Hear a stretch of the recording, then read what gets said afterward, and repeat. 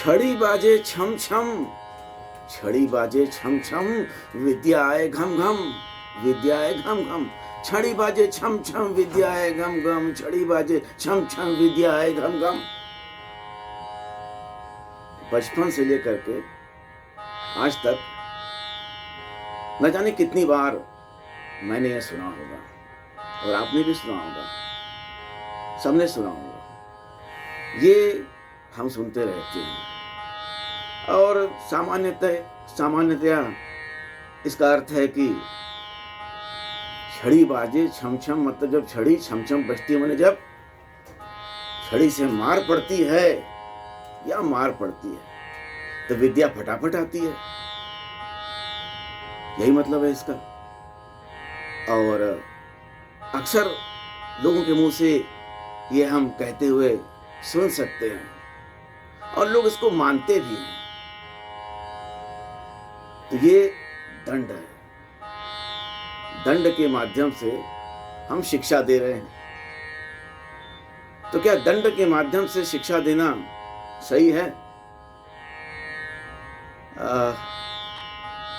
मैं प्रश्न चिन्ह पर वीडियो बनाने की कोशिश कर रहा हूं और बहुत सारे वीडियो मैंने पोस्ट किए हैं।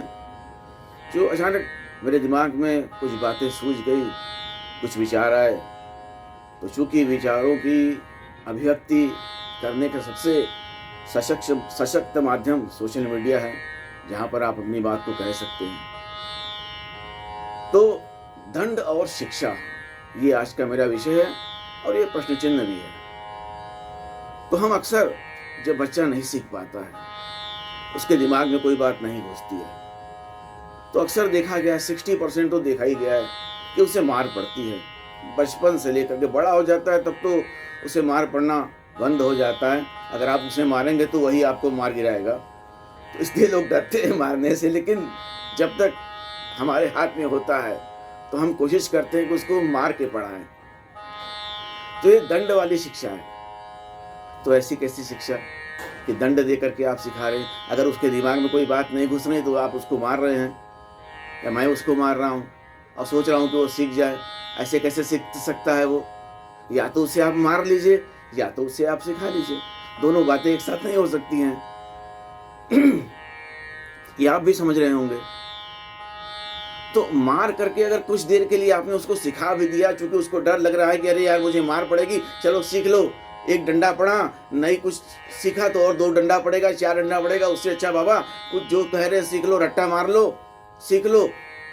बस वो शिक्षा उतने देर तक की ही रहती है, वो आजीवन आपके काम नहीं आएगी, तो कभी आप उसको याद नहीं कर सकते हैं। लेकिन जब आप खुद की खुशी से, अपनी मर्जी से, स्वेच्छा, स्वानंद कुछ पढ़ रहे हैं, कुछ अध्ययन कर रहे हैं, तो शायद वो आपके लिए हमेशा के लिए रहती है वो चीज। लेकिन अगर मार करके आपको कोई पढ़ाएगा, या अगर हम किसी को मार करके पढ़ा रहे हैं, तो कैसे वो सीख सकता है भाई? ये बात तो मेरे दिमाग में आई नहीं। बचपन से मैंने भी बहुत मार खाया और लोग जो भी मुझे सिखाने वाले होते थे, मैं क्षमा चाहता हूँ, हालांकि उनसे मुझे बहुत ज्ञान प्राप्त हुआ। और लेकिन अक्सर ऐसा देखा जाता था कि कुछ गुरु होते थे जो कि कभी मारते नहीं थे, अपने बच्चों को समझा करके सिखाते थे। नहीं सीख पा रहा छोड़ देते थे, लेकिन अननेसेसरी, अनावश्यक रूप से उसको प्रताड़ित करके, उसको दंड दे करके उसके दिमाग में कोई बात घुसाना, ये बात मुझे तो नहीं समझ में आती है। और अक्सर ऐसा होता रहता है और बच्चा डर के, दंड के डर से, मार खाने के डर से पढ़ लेता है, कुछ देर के लिए सीख लेता है। लेकिन वो क्या, ये प्रक्रिया क्या सही है किसी को मार करके सिखाना? अगर वो खुशी से सीख रहा है, स्वेच्छा सीख रहा है, स्वानंद के साथ सीख रहा है, तो शायद ज्यादा उपयुक्त होगा। और इस तरह से मार करके पढ़ाना हम बहुत सारे स्कूल्स में देख सकते हैं, विद्यालयों में, पाठशालाओं में देखा जाता है कि बच्चों को मार करके पढ़ाया जाता है। अब तो शायद सरकार भी इस विषय पर विचार करी और इसको एक कानून के तहत लाने वाले के दंड देना अपराध होगा, बच्चों को दंड देना अपराध है। तो वायलेंस है। आप बच्चों के साथ वायलेंस कर रहे हैं। अरे आपका खुद का बच्चा है तो भी आप मारते हैं। स्कूल में कोई टीचर है वो दूसरे को बच्चों को पीटता है। क्या चल रहा है इससे? अभी कुछ हद तक कम होता जा रहा है, लोगों में जागरूकता पैदा हो रही है, तो लोग ऐसा करने से बचना चाहते हैं, लेकिन देखा जाता है ऐसा एक मानसिकता बन गई है कि जब तक मारोगे नहीं तब तक वो सीख नहीं पाएगा। मार करके तो और भी नहीं सीख पाएगा, जो सीखना चाहता है वो भी नहीं सीख पाएगा।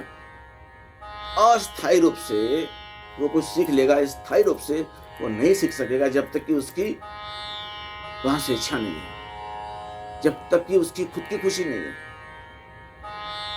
कैसे सीख सकता है? पागल हो जाएगा, बल्कि मार खा के और कुंद उसकी बुद्धि हो जाएगी।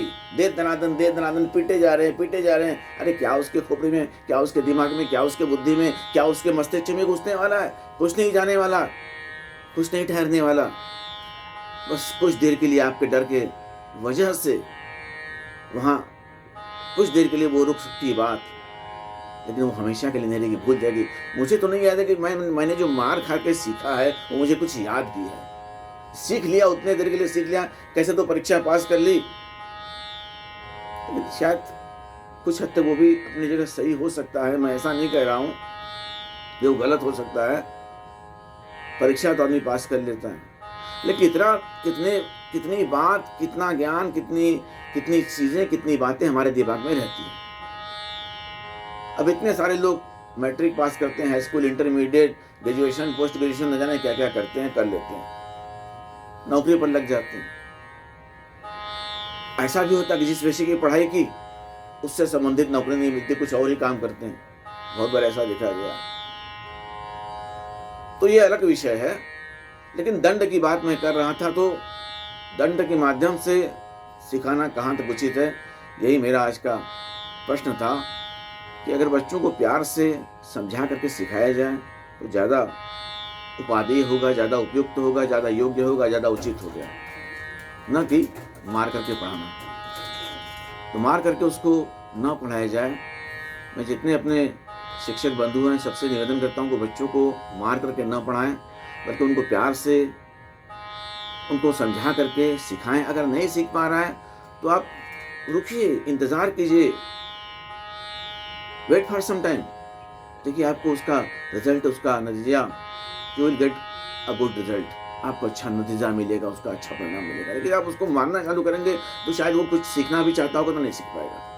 सिर्फ डर बैठा दिया आपने उसके मन में। अरे जहां डर है वहां ज्ञान कहाँ, जहां डर है वहां शिक्षा कहाँ। तो मैं सभी लोगों से, खास करके जो शिक्षक बंधु है या जो अभिभावक हैं, पेरेंट्स हैं, जो माता पिता हैं, बच्चों को सिखाते हैं, मार करके ना सिखाएं, समझा करके सिखाएं। शायद ज़्यादा उसके लिए उपयोगी सिद्ध होगा।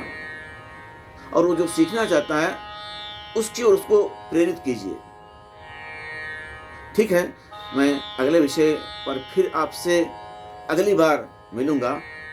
तो यही निवेदन है कि दंड के माध्यम से शिक्षा न दी जाए, बल्कि समझा करके शिक्षा दी जाए, प्रेम से शिक्षा दी जाए, तो शायद वो ज़्यादा अच्छा रहेगा। धन्यवाद।